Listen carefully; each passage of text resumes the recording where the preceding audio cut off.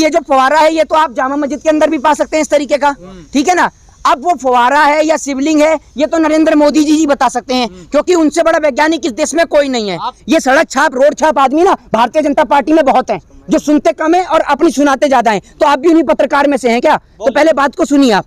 Media को तो काम दे ही दिया है, मीडिया को तो कह दिया है कि जो हमने अपने लोग लगा रखे हैं, ये जो कुतुब मीनार की चढ़ाई कर रहे हैं, ये लोग जो ताजमहल की चढ़ाई कर रहे हैं, ये लोग जो ज्ञानवापी मस्जिद की चढ़ाई कर रहे हैं, शाम को बात मुझे बताइए कि आप कितनी पढ़ी लिखी पत्रकार हैं। मुझे आप ये बताइए भारत देश की खोज किसने करी है, ये बताइए आप मुझे।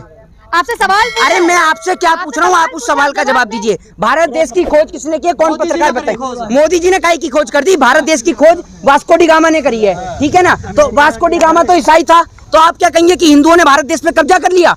ये बताइए आप मुझे।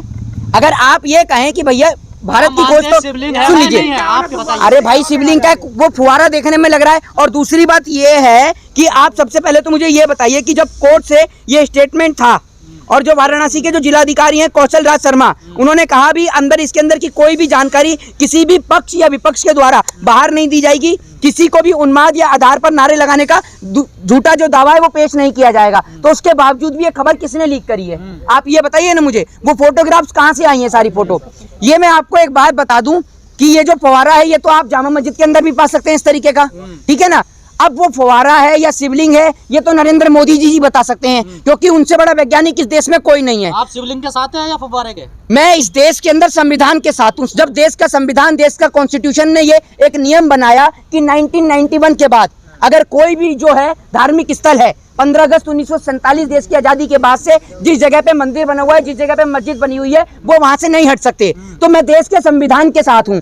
आप ये बताइए कि क्या नरेंद्र मोदी, अमित शाह और योगी आदित्यनाथ देश के संविधान से ऊपर हैं क्या? ये लोग इस देश में बाबा साहब अम्बेडकर को नहीं मानते, उनके बनाए हुए संविधान को नहीं मानते। जब ये पटेल को मानने गए तो पटेल को भी नहीं मानते, क्योंकि जब इन्होंने सरदार पटेल के बारे में पढ़ा तो इनको पता चला कि सरदार पटेल ने तो आरएसएस को बैन कर दिया था, तो इन्होंने सरदार पटेल को नहीं छोड़ दिया। तो मैं आपको बता दूं ये किसी जाति के प्राणी नहीं है। तो कोर्ट का मामला सरकार या पार्टी का क्या मैटर है? ये आप मुझे बताइए, ये उन्माद फैला कौन रहा है? क्या कोर्ट या जुडिशरी जो है वो आपको इतनी खाली दिख रही है इस देश के अंदर? इस देश के अंदर रेप के, बलात्कार के जो मुद्दे चल रहे थे आज तक उन पे फैसला नहीं आया। आप मुझे ये बताइए कि जो हाथरस के अंदर एक बेटी के साथ बलात्कार हुआ उस फैसले का क्या हुआ? कोर्ट जो है फास्ट ट्रैक कोर्ट बनाकर इन जैसे मुद्दों के ऊपर तो तुरंत कार्रवाई कर देता है, क्योंकि इन फैसलों से जो है फायदा पहुंचता है पार्टियों को, सरकार को। समर्थन में है आप? किसके? ज्ञानवापी मस्जिद के समर्थन। मैं इस देश के संविधान के समर्थन में हूं। अगर आप अनपढ़, जाहिल और गवार हैं और कान से बहरे हैं तो मैं कुछ नहीं कह सकता हूँ। आपने ये किसी पत्रकार को, अरे आप कैसी बात कर रहे हैं आप? ये सवाल किस प्रकार का है ये आप नहीं देखेंगे? कोई पक्ष होगा ना? मेरी बात तो सुनिए, मेरा पक्ष है, मेरा संविधान का पक्ष है। आपको ये नहीं पता, आप एक पत्रकार हैं, आप कहते हैं कैसी भाषा का प्रयोग कर रहे हैं? आप पत्रकार हैं, आपको जानकारी होनी चाहिए कि नहीं। सुन लीजिए, अरे आप मेरी बात तो सुन लीजिए, समझते नहीं है। तो ये 1991 का जो रूल है आपने पढ़ा है? क्या कहता है 1991 का जो अधिनियम है, जो रिलीजियन अधिनियम है, वो आपने पढ़ा है? क्या पढ़ा है आपने? जहाँ जैसा वो वैसे ही रहना चाहिए, सीधी सी बात है। तो आप उसके तहत आप एक बात मुझे बताइए, आप चाहते हैं सरकार सेशन बुलाए और वहाँ पर सीधी सी बात है। हाँ, और ये याचिका को रद्द किया जाए। कोई भी धार्मिक जगह, अब ये कल को पहुंच गए कर्नाटक, वहां पर कह रहे हैं कि ये पता नहीं किसी भगवान का मंदिर बताया कि वहां पर उनका मंदिर है। फिर ये उज्जैन पहुंच गए। अरे आपने पूरे देश में क्या ड्रामा चला रखा है? किसी जगह पे स्कूल भी निकाल दो, कहीं अस्पताल भी निकाल दो। ये 3 दिन से मीडिया परेशान है। अरे मीडिया तो मीडिया यही चला रहा है। मीडिया तो परेशान है ही है, मीडिया तो परेशान होगा ही होगा। इस देश के अंदर आज सुबह जब मैं अखबार पढ़ रहा तो मैं देख रहा कि भारत देश के अखबार पे लिखा हुआ था कि भारत देश के प्रधानमंत्री भारत लौटेंगे। मेरे को बड़ा सुन के बड़ी खुशी, वो अजीब सा लगा कि यार भारत देश के प्रधानमंत्री हैं तो भारत ही लौटेंगे, लेकिन यहाँ अखबार में छपा हुआ। फिर उसके बाद सुन लीजिए, उसके बाद में मैंने कहा चलो भारत देश के प्रधानमंत्री भारत लौट रहे हैं तो खुशी मना ली जाए। अब खुशी मनाने के चक्कर में मैंने क्या काम करा, एक बच्चे को 10 रुपए दे दिए। मैंने कहा जा जाके दो आइसक्रीम लिया। अब वो कह रहे कि 5 रुपए वाली तो मिली नहीं, मैं 10 रुपए वाली ले आया, तो मैं अकेले ला के खा लिया। तो मैंने उससे पूछा कि भैया क्या चाय वाय बेचते हो क्या आप? कह रहा हाँ बिल्कुल आपने सही समझा, मैं चाय ही बेचता हूँ। तो मैं समझ गया कि वो आदमी भी नरेंद्र मोदी से प्रेरित था। तो इस देश के अंदर जो सुन लीजिए मीडिया क्या, अरे सुन लीजिए, तो क्या आप मानेंगे? क्या चीज? कोर्ट अगर मान ले कि वो शिवलिंग है तो आप मेरी बात सुन लीजिए, इस देश के अंदर एक कोर्ट नहीं है, ठीक है ना। सेशन कोर्ट के बाद में हाई कोर्ट भी आता है, हाई कोर्ट के बाद में सुप्रीम कोर्ट भी आता है। सुप्रीम कोर्ट नहीं, हमने कोर्ट कहा है। अरे तो कोर्ट फिर वही बात आप कह रहे हैं सेशन कोर्ट है। अगर मेरी बात सुन लीजिए, सेशन कोर्ट से अगर खारिज होगा या सेशन कोर्ट इसको खारिज करेगा तो बहुत अच्छी बात है। लेकिन अगर सेशन कोर्ट कोई फैसला, जी बिल्कुल मानते हैं, पूरा देश मानता है न्यायालय का फैसला, लेकिन हम उस फैसले को चैलेंज करेंगे। आगे क्यों नहीं चैलेंज करेंगे? हाई कोर्ट में, सुप्रीम कोर्ट में चैलेंज करेंगे हम। मैं आपसे एक बात, क्या आप मुझे सर्टिफिकेट देंगे? मेरे लिए ये सबसे बड़े गर्व की बात है कि मैं उस देश के अंदर रहता हूँ जो देश संविधान से चलता है। वो इसलिए करेंगे कि सरकार, हाँ जी, आप पढ़े लिखे हैं नहीं तो समझेंगे नहीं और सुनेंगे आप, है नहीं। चिल्ला लीजिए, आप चिल्लाइए ना। फैसला है तो क्या आप दावा करेंगे? मैं दावा ये करूंगा कि ये इसके बाद में वहां पहुंच रहे हैं, कर्नाटक और तमाम जगह पहुंच रहे हैं, तो कोर्ट सुन लीजिए। हाँ मैं भाई ये आप इनको थोड़ा समझाइए, या तो ये चिल्ला लें। ये सड़क छाप, रोड छाप आदमी ना भारतीय जनता पार्टी में बहुत हैं, जो सुनते कम है और अपनी सुनाते ज्यादा हैं। तो आप भी उन्हीं पत्रकार में से हैं क्या? तो पहले बात को सुनिए आप। मैं इसलिए इसको दायर करूंगा, आपके सवाल का जवाब दे रहा हूं, मैं इसलिए दायर करूंगा कि जब इस देश के अंदर 1991 में अधिनियम बना तो आप उस अधिनियम की धज्जियां क्यों उड़ा रहे हैं? मैं ये पूछता हूं कि इस देश का संविधान सर्वोपरि है या फिर किसी व्यक्ति का मुंह से कहना सर्वोपरि है? फिर आप साफ क्यों नहीं कहते कि हम मुस्लिम पक्ष के साथ खड़े हैं? क्या आप भी राजनीतिक आप कहना चाहते हैं आप दोनों आप नहीं है? आप बात ही नहीं समझे मेरी, आप बात ही नहीं समझे। मैं संविधान के साथ हूँ, संविधान के साथ हूँ। मैं ये कहूँ, आप इनको समझाइएगा जरा। हाँ मैं बिल्कुल एक्ट के साथ हूँ, बिल्कुल, और वो उसके साथ में हूँ। और मैं ये भी कहूंगा कि आप ये जो तमाम जगह पर ये जो याचिका दायर कर रहे हैं, कोर्ट इसमें खासकर एक जुर्माना तय करे। और ये जुर्माना कोई 1 लाख या 2 लाख का नहीं होना चाहिए, ये जुर्माना कम से कम 1 करोड़ से ऊपर का होना चाहिए, जिसके बावजूद ऐसी फालतू याचिकाओं पर कोई कार्रवाई, कोई बात कोई ना हो, ताकि इसके बावजूद इन्हें पता चले कि कोर्ट का और न्यायालय का समय खराब करने के साथ साथ ये जो देश में जो नफरत का जहर घोल रहे हैं, इनके मुंह पे कड़ा तमाचा पड़े।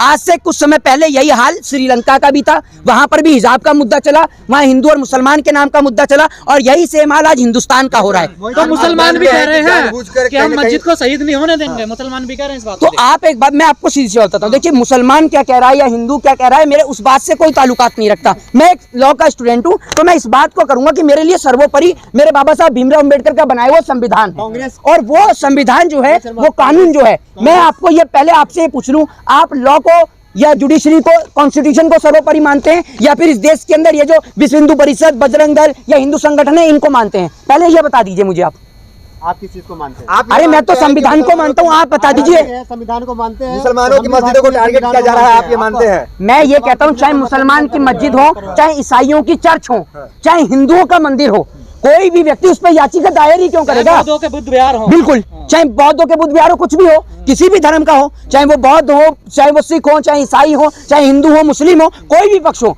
जब एक बार फैसला आ गया कि भाई 1991 के अंदर एक रूल बन गया, तो आप उसको कैसे बिना पार्लियामेंट के अंदर लाए, बिना उसकी सहमति के उसको दायर कैसे कर रहे हैं याचिका? ये बातें चल रही हैं देश जी। में। अब आपको नहीं लगता देश को एक तरफ से खोद देना शुरू कर देना ये देश के अंदर धार्मिक उन्माद का काम कर लेना चाहिए, सब काम। मैं भाई तो आपको बता रहा हूँ कि एक काम करो कि जो पूरा बुलडोजर है पूरे हिंदुस्तान के अंदर चलवा दो, और ये पूरा हिंदुस्तान सारा खुदवा ही दो, सारा हिंदुस्तान ही खुदवा दो ना, और जहां जहां मंदिर निकले, जहां जहां मस्जिद निकले, बनाते चले जाओ आप लाइन से। एक काम करो, क्योंकि नरेंद्र मोदी जी ने कुछ बनाया तो है नहीं, बिगाड़ने का ही काम करा है। जिस देश के अंदर ये प्रधानमंत्री जी आते हैं, जापान के यहाँ पर आते हैं बुलेट ट्रेन का समझौता करने के लिए। आप सुनिएगा, आप बुलेट ट्रेन का समझौता करने के लिए आते हैं, और उसके बाद होता क्या है, जब वो आते हैं बुलेट ट्रेन के लिए, तो प्रधानमंत्री नरेंद्र मोदी जी ने 2 घंटे के लिए माने जाते हैं गंगा आरती दिखाने के लिए। तो वहां का प्रधानमंत्री पूछ लेता है कि भैया आपके पास तो इतना टाइम है कि आप 2 घंटे गंगा आरती देख रहे हो, तो आपको बुलेट ट्रेन की क्या जरूरत है? तो आप ये समझ लीजिए, बुलेट ट्रेन तो ऐसा प्रोजेक्ट है, और सारे प्रोजेक्ट सिर्फ ऐसा प्रोजेक्ट है कि जिनकी पटरी वटरी कुछ मत बिछाओ, बस चुनाव के टाइम पे दौड़नी शुरू हो जाए, बस। तो क्या लग रहा ये है है, 24 की तैयारी हो रही है? ये 24 की ही तैयारी है, और ये 24 की नहीं, ये देश को बर्बाद करने की तैयारी है। ये आप लिख लीजिए, जो काम इस देश के अंदर रह के ब्रिटिश ईस्ट इंडिया कंपनी नहीं कर पाई, वो काम नरेंद्र मोदी एंड कंपनी कर दिखाएगी। ये दिख लीजिए। आखिरी सवाल है, इन मुद्दों से क्या भाजपा को फायदा होगा, या जनता समझदार हो चुकी है? आप एक बात मुझे बताइए, आपको दिख नहीं रहा? अगर जनता समझदार होती तो जनता कुतुब मीनार पे चढ़ने जाती, जनता वहां ताजमहल के कमरे खुलवाती है, जनता ये देखती कि रुपया कहाँ गिर रहा है, ढूंढ के लाती। तो जनता अगर समझदार होती, नरेंद्र मोदी जी ने तो लोगों को इतना व्यस्त कर दिया है कि आधे लोगों को इधर कर दिया है कि फलाने ढिकाने, तू इधर आ, तू जाके ताजमहल के कमरे खुलवा, तू इधर आ, तू जाके उधर जाके कुतुब मीनार पे अजान पढ़, तू अजान और रमजान कर, तू देख कि रुपया कहाँ गिर रहा है। और उसके बावजूद भी अगर कोई खाली बच गया है, तो मोदी जी का तो ये है कि जो बुलडोजर चल जाए, तो भैया बुलडोजर को चलते हुए देख, तो सबको तो काम दे ही दिया है, कोई आदमी फ्री है ही नहीं इस देश के अंदर।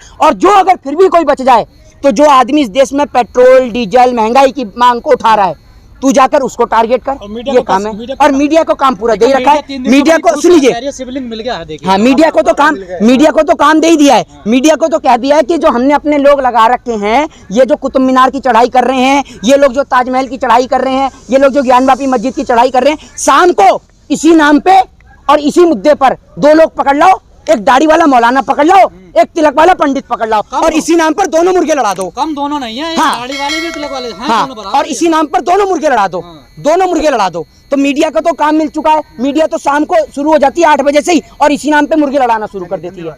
जय हिंद, जय भारत, वंदे मातरम।